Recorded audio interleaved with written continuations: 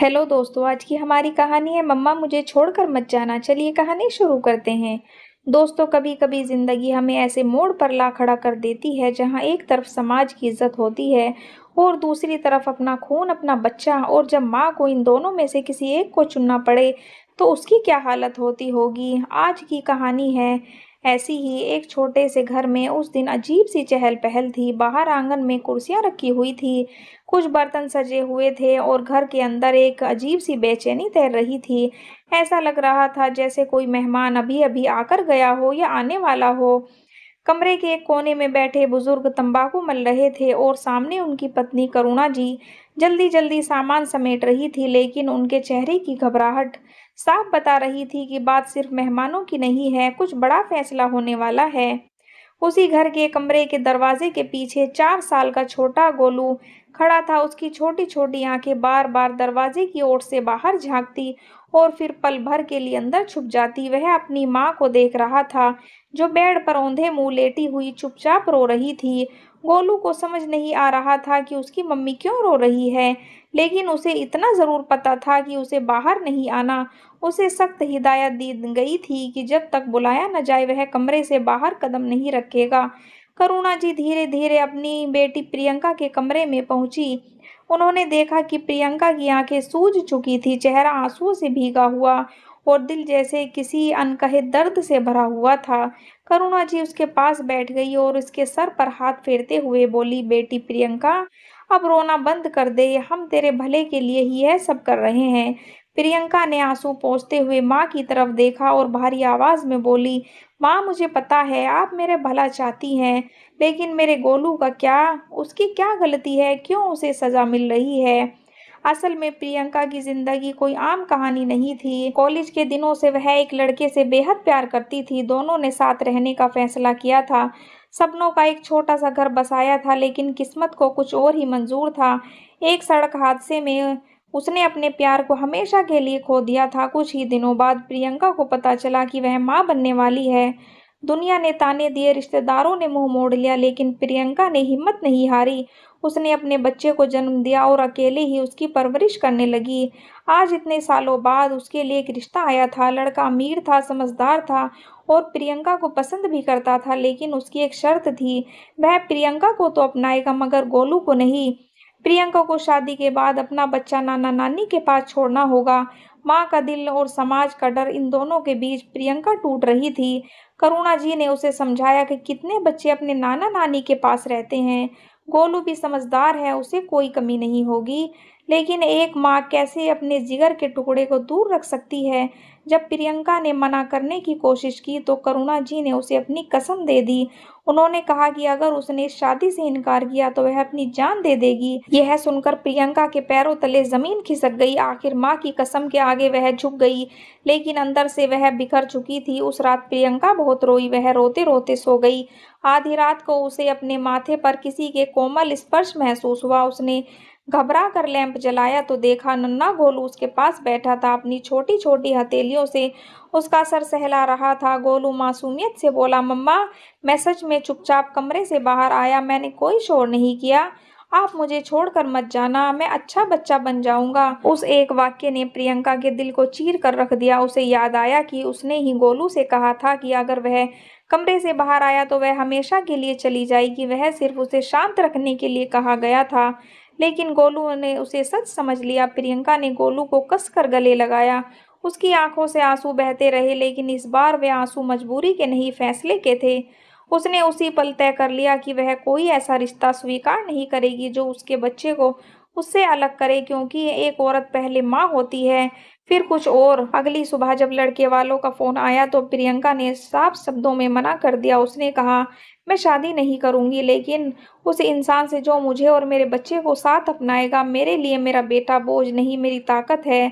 घर में तूफान सा आ गया। करुणा जी नाराज हुई, समाज ने बातें बनाई, लेकिन प्रियंका की आंखों में इस बार आंसू नहीं थे, वह सिर्फ आत्मसम्मान था। रिश्ता सिर्फ दो लोगों का नहीं होता, उसमें जिम्मेदारी भी जुड़ी होती है। अगर कोई इंसान आपके अतीत को, आपकी सच्चाई को और आपके बच्चे को स्वीकार नहीं कर सकता तो वह आपका भविष्य कैसे संभाल पाएगा। प्रियंका ने गोलू को खाना खिलाया और फिर उसे अपने सीने से लगाकर लेट गई। मम्मा आप रो क्यों रही थी। कुछ नहीं, बस ऐसे ही सर में दर्द था। मम्मा आज हमारे घर कौन आया था। कोई नहीं, सो जाओ। प्रियंका ने गोलू को बात टालते हुए कहा। मम्मा आप उनसे शादी करोगी। गोलू के इस बात पर प्रियंका हैरानी से उसे देखने लगी, क्योंकि उसे इतना तो पता था कि गोलू कमरे से बाहर नहीं आया होगा, तो फिर उसे यह बात कैसे पता चली। प्रियंका को काफी देर शांत देखकर गोलू बोला, वो जब नानी हमारे कमरे में गई, नानू कह रहे थे कि आप जल्दी ही शादी करने वाली हो, और वो भी जल्दी ही।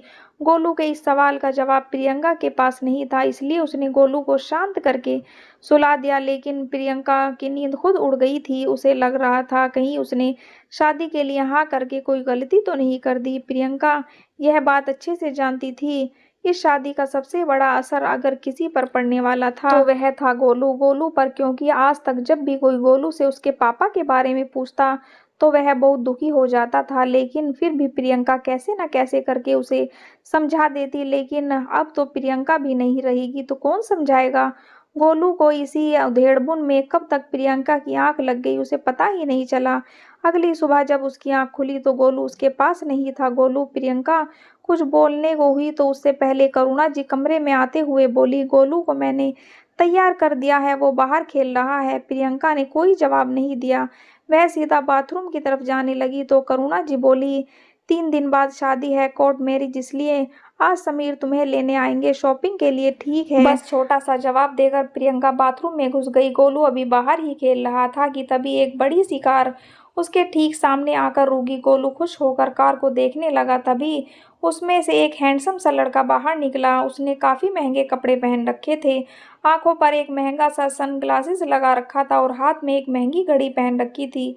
गोलू को अब गाड़ी देख रहा था, उसके चेहरे पर एक अजीब सी चमक थी और आंखों में एक उमंग, जिसे देखकर कोई भी बता सकता था कि इस वक्त वह क्या सोच रहा था। गाड़ी से उतरते ही समीर की नजर जब गोलू पर गई तो वह उसके पास आकर हल्के से झुका और प्यार से बोला, क्या हुआ, गाड़ी आपको पसंद है। हाँ, गोलू ने मुस्कुराते हुए जवाब दिया। आपको बैठना है। इस बार भी समीर के सवाल पर गोलू ने सिर्फ हाँ में जवाब दिया। चलो बैठ कर चलते हैं, कहते हुए समीर ने अपना हाथ आगे कर दिया। समीर के हाथ आगे करते ही गोलू हल्के से पीछे हटा और जल्दी से बोला, नहीं अभी नहीं बैठना, जब मैं बड़ा हो जाऊंगा तो बहुत सारे पैसे कमाऊंगा और फिर ऐसे ही बहुत सारी गाड़ियां लूंगा और अपनी मम्मा के लिए गिफ्ट करूंगा। अरे वाह। समीर इतना बोलते ही तभी पीछे से एक आवाज आई, गोलू अंदर जाओ। गोलू के साथ समीर ने भी पीछे मुड़कर देखा तो प्रियंका पीले रंग का सूट पहने खड़ी थी। प्रियंका ने अपनी आंखें गोलू को दिखाई तो वह बिना कुछ बोले अंदर चला गया और प्रियंका समीर के पास आ गई। चले, प्रियंका ने हल्के से हाँ कहा। समीर भी उसे लेकर गाड़ी में बैठ गया। दोनों लोग गाड़ी में बैठे थे, लेकिन उनके बीच एक ऐसी खामोशी थी और उस खामोशी को तोड़ते हुए प्रियंका बोली, अगर गोलू ने आपसे कुछ कहा हो तो प्लीज उसे माफ कर दीजिएगा। बच्चा है वो, अभी किससे क्या कहना है और क्या नहीं, उसे अभी इतनी समझ नहीं है। अरे नहीं, वो तो बहुत प्यारा है, समीर ने मुस्कुराते हुए कहा। प्रियंका शांत हो गई। आगे पूरे टाइम दोनों के बीच कोई भी बातचीत नहीं हुई। दोनों ने मॉल जाकर शॉपिंग की और फिर घर वापस आए। प्रियंका और समीर गाड़ी से उतरकर अंदर आए तो गोलू एकदम से आकर प्रियंका के पैरों से चिपक गया। गोलू क्या हुआ, प्रियंका ने नीचे बैठते हुए पूछा। कुछ नहीं, मैं खाना खिला रही थी तो खा नहीं रहा कि मम्मा के साथ ही खाना है, पीछे से आती करुणा जी ने जवाब दिया। करुणा जी को देखकर समीर ने उनके पैर छू लिए। थोड़ी देर बाद सभी लोग डाइनिंग टेबल पर बैठे हुए थे। सभी अपना अपना खाना खत्म कर रहे थे, लेकिन गोलू तो सिर्फ प्लेट को ही घूर रहा था। क्या हुआ, खाना नहीं खाना, समीर ने हल्के से पूछा। मेरा नाम चैंपियन नहीं आर्या है और खाना अभी मम्मा खिलाएंगी। इतना बोलकर गोलू वापस प्रियंका की तरफ देखने लगा, जो सभी के लिए खीर लेकर आ रही थी। खाना फिनिश कर लो गोलू, प्रियंका आते ही बोली। मम्मा नहीं होता, गोलू ने मासूमियत से चम्मच पकड़ते हुए कहा। बेटा तुम उसे खिला दो, पता है ना कि वह ऐसे नहीं खाएगा। करुणा जी पीछे से बोली, आज नहीं तो कल तो खाना ही होगा। प्रियंका की इस बात पर सभी चुप हो गए। हाँ, तो जब मैं बड़ा हो जाऊंगा तो खाना खा लूंगा, गोलू ने मासूमियत से कहा। प्रियंका ने भी आगे कुछ नहीं कहा और चुपचाप गोलू को खाना खिलाने लगी। कुछ देर बाद समीर अपने घर के लिए निकल गया और बाकी सब लोग सोने चले गए। प्रियंका चाहती थी कि उसके जाने तक गोलू अपना सारा काम खुद करना सीख ले, इसलिए वह गोलू को खुद से दूर रख रही थी। लेकिन गोलू तो कुछ समझ में ही नहीं आ रहा था कि घर में शादी की तारीख नज़दीक आ चुकी थी। लेकिन जितना जल्दी दिन बीत रहे थे उतना ही धीरे धीरे प्रियंका की सांसें चल रही थी। वह हर रात गोलू को सोते हुए देखती, उसके माथे को चूमती और चुपचाप रो लेती। वह खुद को सख्त बना रही थी, जानबूझकर कहती, गोलू अब मम्मा तुम्हें हाथ से खाना नहीं खिलाएगी, अब तुम बड़े हो गए हो। गोलू सच में बड़ा बनने की कोशिश कर रहा था। वह गिरता संभलता लेकिन हर बार बस एक ही बात पूछता, मम्मा आप शादी के बाद भी मेरी मम्मा रहेंगी ना? प्रियंका हर बार मुस्कुरा कर कहती, बेटा। उसकी आवाज़ कांप जाती। शादी से एक रात पहले उस रात गोलू ने खाना ठीक से नहीं खाया। चुपचाप उसने अपनी छोटी सी अलमारी से एक कागज़ निकाला और टेढ़ी मेढ़ी लिखावट में कुछ लिखने लगा। सुबह जब प्रियंका तैयार हो रही थी उसने देखा तकिए के नीचे एक कागज़ रखा था। उस पर लिखा था, मम्मा अगर आपको उस अंकल के साथ जाना है तो आप जा सकती हो, मैं नानी के पास रह लूँगा, मैं रोऊँगा नहीं, बस कभी कभी मिलने आ जाना, आपका गोलू। वो कागज़ पढ़ते ही प्रियंका की दुनिया जैसे रुक सी गई। जिस बच्चे को उसने हमेशा सीने से लगाया आज वही उसे आज़ाद कर रहा था। कोर्ट का वो पल जब सब लोग कोर्ट में पहुंच गए। समीर कागज़ पर साइन करने के लिए आगे बढ़ा। प्रियंका के हाथ कांप रहे थे। पेन पकड़ते ही उसे गोलू की वो चिट्ठी याद आ गई। अचानक दरवाज़ा खुला। गोलू दौड़ता हुआ अंदर आया। सांस फूल रही थी। मम्मा मैं आपको आखिरी बार गले लगाने आया हूँ। यह सुनकर प्रियंका के हाथ से पेन गिर गया। गोलू ने उसे कसकर पकड़ लिया।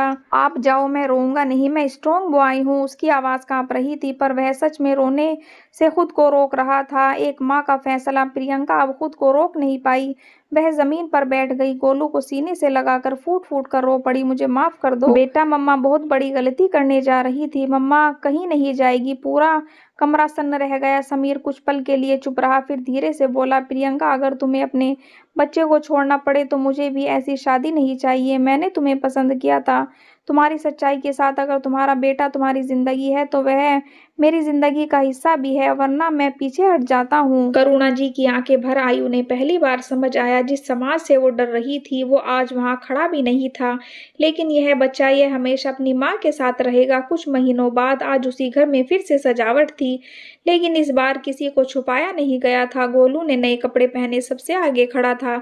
जब पंडित जी ने पूछा, कन्यादान कौन करेगा, गोलू ने मासूमियत से हाथ आगे उठाया।